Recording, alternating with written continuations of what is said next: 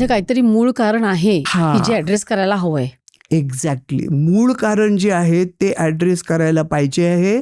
आणि की ती मूळ कारण आता सांगतो परत, की मूळ कारण म्हणजे पहिलं एक म्हणजे इन्सुलिन रेझिस्टन्स जर तुमचा वाढलेला असेल तर सगळ्याच पेशी काम करत नाहीत बरोबर, ऑटोनॉमिक नर्वस सिस्टीम काम करत नाही.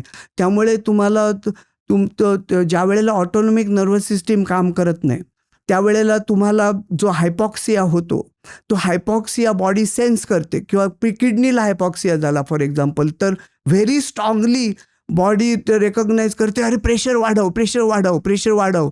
म्हणजे ती आपलीची जी जी जे आहे रिॲक्शन ती बॉडी आपल्या प्रोटेक्शनसाठी बनवत असते ॲक्च्युली. तेव्हा ते आर्टिफिशियली ब्लड प्रेशर कमी करून त्याचे दुष्परिणाम पण होतात. 2015 एक नवीन स्टडी आला, त्याचं नाव होतं स्प्रिंट, म्हणजे सिस्टॉलिक प्रेशर इंटरव्हेन्शन ट्रायल नावाचा एक मोठा स्टडी केला. 9,000 पेशंट्सचा स्टडी झाला. त्या 9,200-300 पेशंट्स त्यांनी केले. आणि हा ड्रग कंपनीने फंडेड नव्हता, त्यामुळे म्हणजे त्याला जास्ती रिलायबिलिटी आली की सगळ्या म्हणजे NIH national institute of health वगैरे सारख्या ऑर्गनायझेशननी मोठं फंडिंग करून 9,000 पेशंटचा त्यांनी हा स्टडी केला.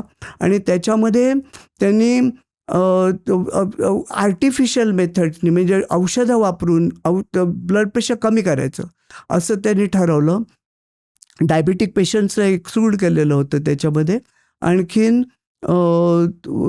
खूप कंट्रोल्ड स्टडी होता तो.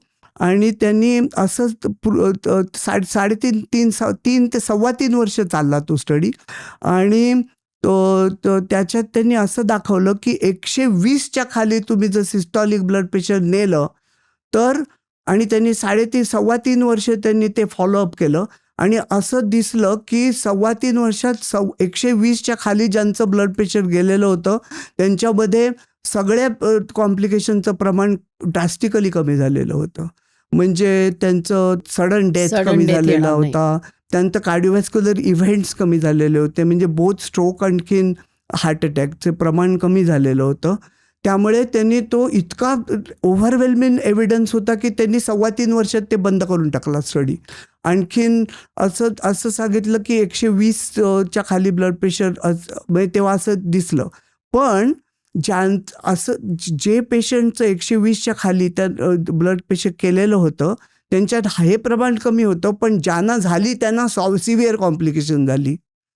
म्हणजे त्यांना किडनी फेल्युअर झाली, ॲक्यूट रिनल फेल्युअर किंवा हायपोटेन्शनमुळे लोकांना मोठे प्रॉब्लेम झाले. त्यामुळे तो स्टडी जरी 120च्या खाली ब्लड प्रेशर नेलं तर चांगलं होईल, म्हणजे चांगले रिझल्ट ओव्हरऑल आहेत असं जरी असलं तरी पीपल हॅव रेकग्नाइज, म्हणजे पीपल हॅव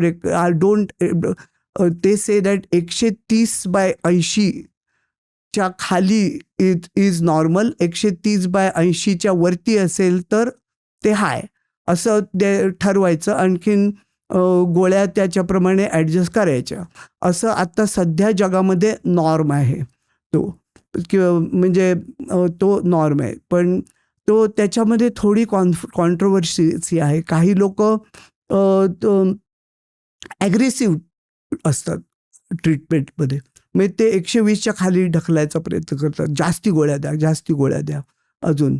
पण whereas some people are little conservative, म्हणजे 60च्या वरची जे लोक असतात ते म्हणतात ठीक आहे तुमचं 140पर्यंत गेलं तरी हरकत नाही, कारण तुमच्या आर्टरीज तेवढ्या कॉन्ट्रॅक्टाईल नाही आहेत.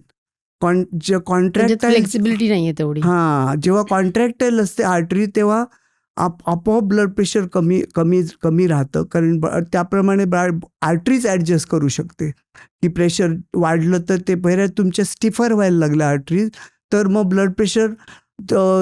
आता म्हाताऱ्या लोकांचं वजन तुम्ही जर 110 करायला लागलात वजन ब्लड प्रेशर गोळ्या देऊन तर ते इट विल बिकम डेंजरस.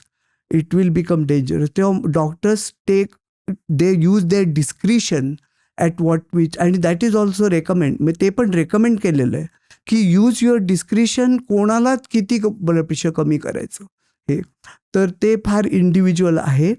आणखीन ह्याच्यामध्ये तर माझं असं मत आहे की बॅलन्स साधायला पाहिजे आपल्याला.